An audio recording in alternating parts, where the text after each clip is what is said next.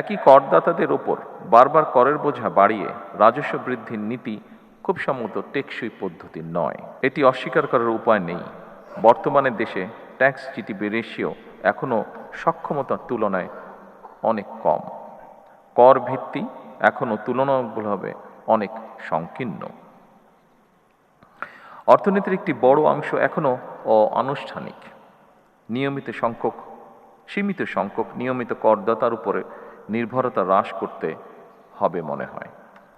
করদাতা ও রাজস্ব প্রশাসনের মধ্যে আস্থার সম্পর্কেও আরও শক্তিশালী করা প্রয়োজন। সারা বিশ্বে একটি প্রযোজ্য বিষয় হল, আধুনিক কর প্রশাসনের উদ্দেশ্য শুধুমাত্র বেশি কর আদায় নয়, বরং বেশি সংখ্যক মানুষকে স্বেচ্ছায় কর প্রদানে উৎসাহিত করা।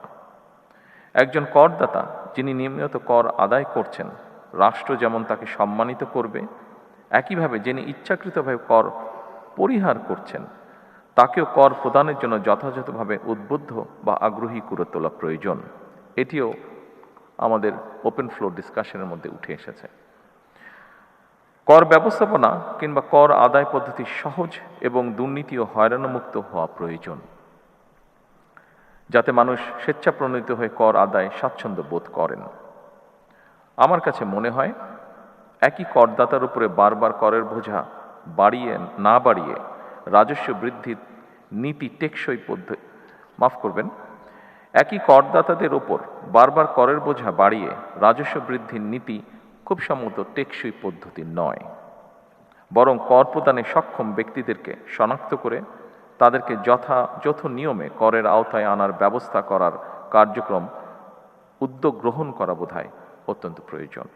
এই জন্য ডিজিটালি আধুনিক ডাটা ভিত্তিক কর প্রশাসন গড়ে তোলার খুব সম্ভবত কোনো বিকল্প নেই।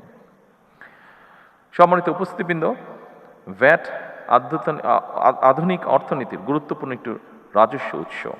তবে ভ্যাট ব্যবস্থাপনার সফলতা নির্ভর করে এর কার্যকর বাস্তবায়নের ওপর।